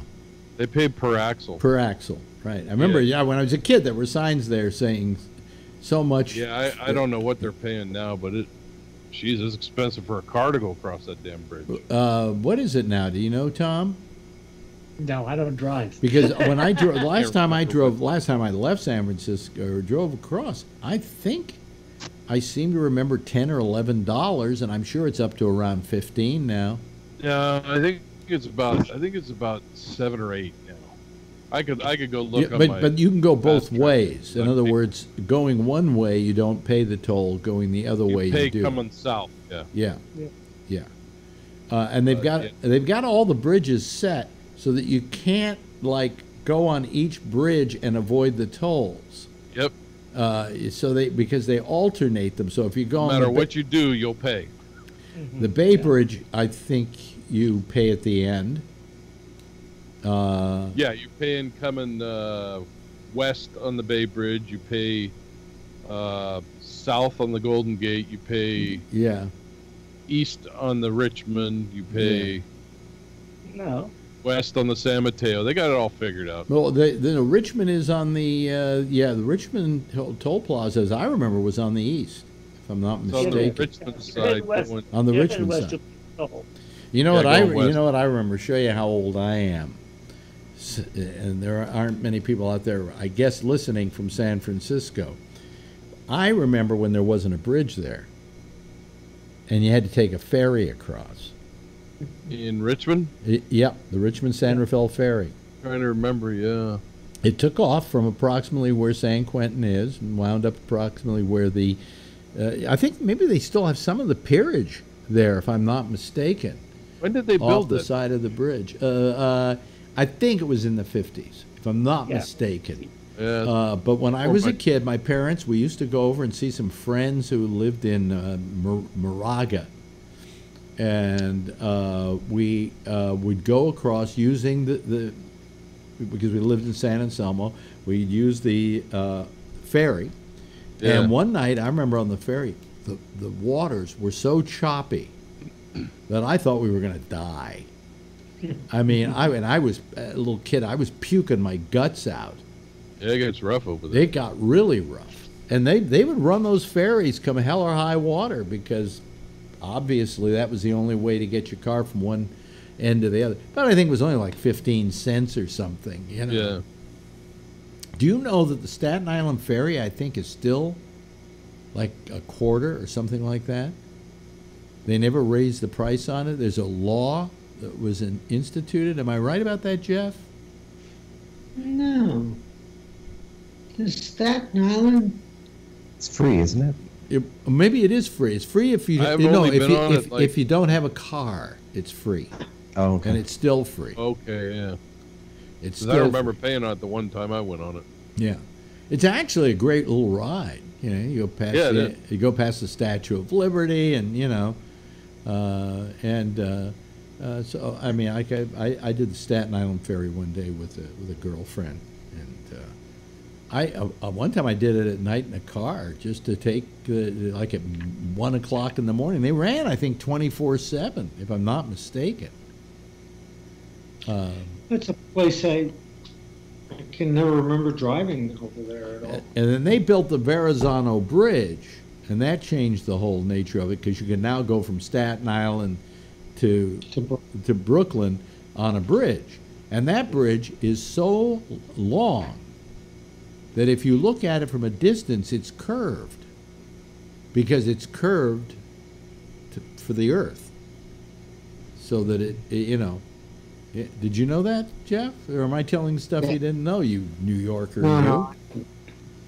Did you? Is that the one that's falling apart too? Verrazano? No, I don't think it's falling apart. The one that was falling apart was the Tappan Zee, which was up the Hudson River, and they just have built a new bridge for that. So there's a new Tappan Zee. So.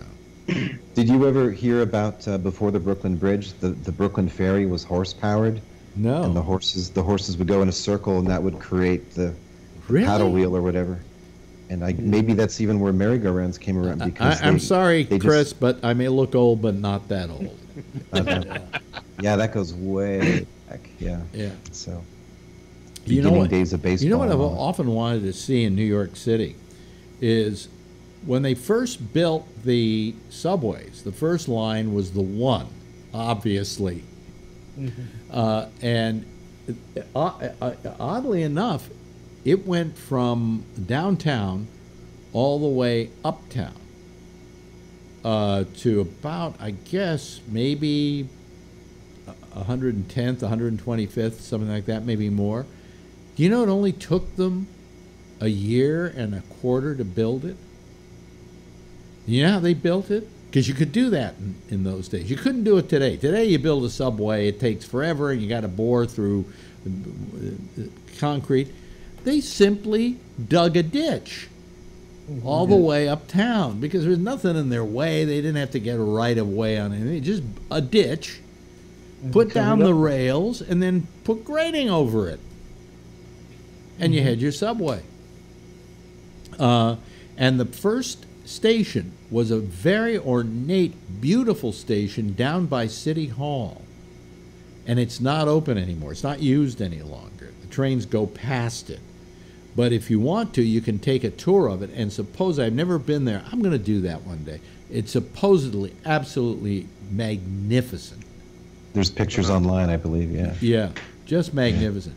But they started the first line they only got about a half a mile and gave up. And then it was a couple of years later that they finally decided to try and complete the project. And that was the first subway. That was the IRT, or no, it wasn't IRT. That's Interborough Rapid Transit. It has a name for it. There were several different companies that ran the subways originally, and finally they were all brought together. But you remember all that, right, Jeff? Some of it. Yeah. You probably remember. I used to just get on the train, in high school in Brooklyn, and I lived in Queens. And when it was fun, you'd say, well, I wonder which train I'm going to take home. Because I could go through Manhattan and come around. Here was the lesson I learned when I first moved to New York. I moved here, and I met my excuse me, my third ex-wife, and now I call Marjorie my fourth ex-wife. And I met her, and she said, so now it's really a snowy, horrible day. It's like, as they say in New York, snow up to your pupik, right? I mean, it's really high. It's getting high. And she says, we got to go to my parents for a party in the Bronx. I think it was like a Passover Seder or something. And I said, we're going out in this? And she says, no, we're taking the subway. I said, in this? I'd never taken a subway. I'd been here a year or so, and I never took a subway. I took cabs, okay? So we get on the subway, and we get on the train, and we're there in 20 minutes. And we get out of the train, and we're a half a block from the house, so we wade through the snow a little bit, and we're there. And I went, that's the most wonderful form of transportation I've ever taken in my life. Mm-hmm. And she says, you haven't discovered the subways? And now I use the subways almost exclusively. Why take a cab? It takes forever to get downtown. Yeah. But I get on a train, I'm there no time flat. And it doesn't matter whether it's snowing or not, or whether it's raining. All that matters is if somebody had a heart attack at 42nd Street and then everything stops. Plus, they're all air conditioned now, right? Oh, yeah. Yeah, in the early days, they had fans, right? And rattan seats. It's hot and sweaty. I remember rattan seats. When I first came to New York, also, there was the graffiti on the trains. People were tagging the trains like crazy. But I loved it because when the train would go by, it was this blur of color. Mm-hmm. And then they would get rid of it, and it was a blur of gray, and I really loved the subways in those days. I loved New York in those days. It's just, I love the filth. I loved how rough it was. I loved, like somebody said, life is always interesting when you're living on the edge of a razor, and that's what you were doing every day in New York. It's funny. Is there a movie that brings you back to a certain memory from the beginning, like someone captured Penn Station just right before it changed, or someone really captured New York?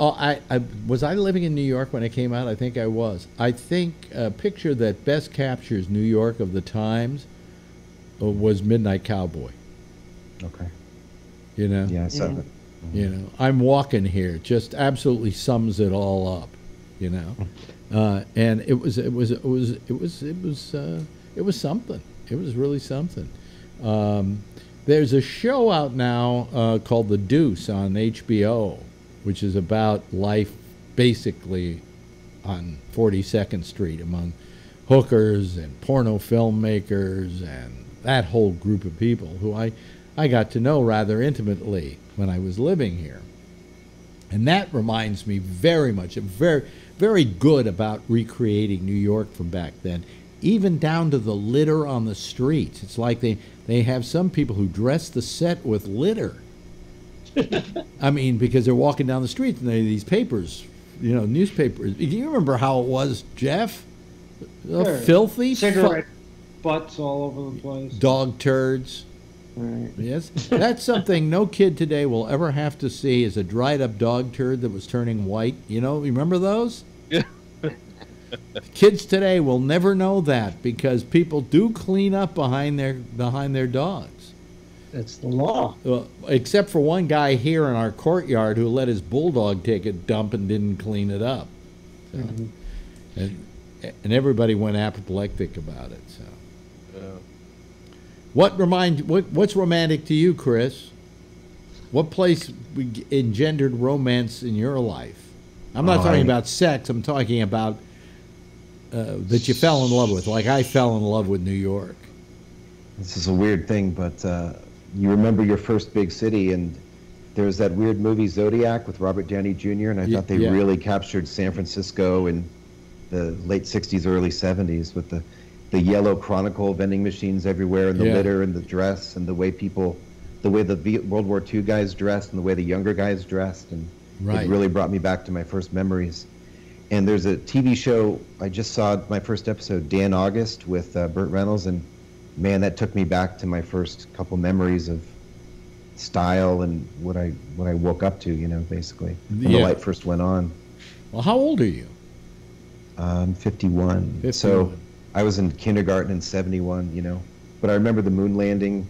I remember Playland by the Sea, just barely. Oh, Playland. Yeah. By the Sutro Baths. Did you ever know Playland, Tom? No, by the time I got here, it was gone. Because they had this big laughing woman. You remember we used to go there all the time. My dad had a gas station right down there at the end of the Great Highway. Remember the big laughing woman?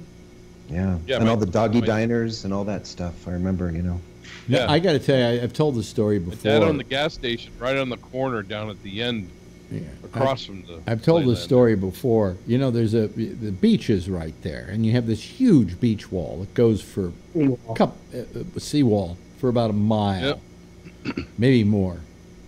And I'm down there one day, and I'm with some woman. We're on a date, and I figure it's as romantic a place as I can find at the moment. And the beach, leaves lapping in and out.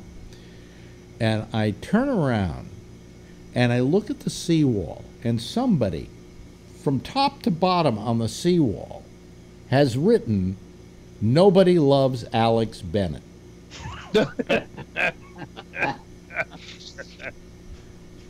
Now, this was not the days when that was not the days where you carried a camera everywhere you went. I wish I had a photograph of that, because nobody believes me. But it said, "Nobody loves Alex Bennett." And I said to myself, well, I guess I must have had some impression on this fucking town. Yeah, exactly. And the woman who was with me went, yeah, I can understand that. But I remember that. Was it Phil or? No, it wasn't Phil that did it. Oh. No, and Phil wasn't the date either. So yes, Jeff, quickly. So in the city, there was a subway station only for the president. Yes, under the Waldorf Astoria Hotel, and that was built for Franklin Roosevelt so that no one could see that he was crippled. And the train would go under the Roosevelt Hotel. I believe the tracks are still there. Yeah. It wasn't a subway. It was actually a train track that came off the main line going into like Grand Central. And then he would get out of the train, and they would take an elevator up to literally the ballroom where he gave his speeches, and then they would wheel him in. And that was so nobody would know that he was incapable of walking. They built it for him? Yes, they literally built it for him. Oh shit! Yeah. It was he was only the president for what? 16 years. 13. Yeah. Well, before he died, but he 4 terms. 4 terms. 4 terms. Yeah, and what a somebody should do a documentary on that, on how they. Why don't they put Trump on that train and fill it in? Yeah. I think we'll leave it at that. Okay. Hey, thank you so much, Jeff. It's been really a nice night tonight. I've really enjoyed this. Kevin, thank you. Tom Yamaguchi, thank you, and thank you, Chris. I thank all of you because I was feeling like shit today because of this whole thing with AT&T, and you made me feel much, much better because it turned out to be just a terrific show. Give yourself a big wave goodbye to everybody out there in our audience. Thanks for joining me. We hope we see you again tomorrow night. See you again soon, Chris. Hopefully. All right. Hey, that's it. That's our citizens panel for tonight. Let me dump them here. That's it. Not a nice way of putting it, but that's what I'm saying. And next is Jack Bishop. He's going to be doing The Intersection. That will be followed in kind with Connections. That's at 1 o'clock in the morning, Eastern Daylight Time. Tomorrow night, no Damien. So that means we go on at 10 o'clock. Same time, same station in life. And in the meantime, as always, if you see her, tell her I love her, okay? Bye.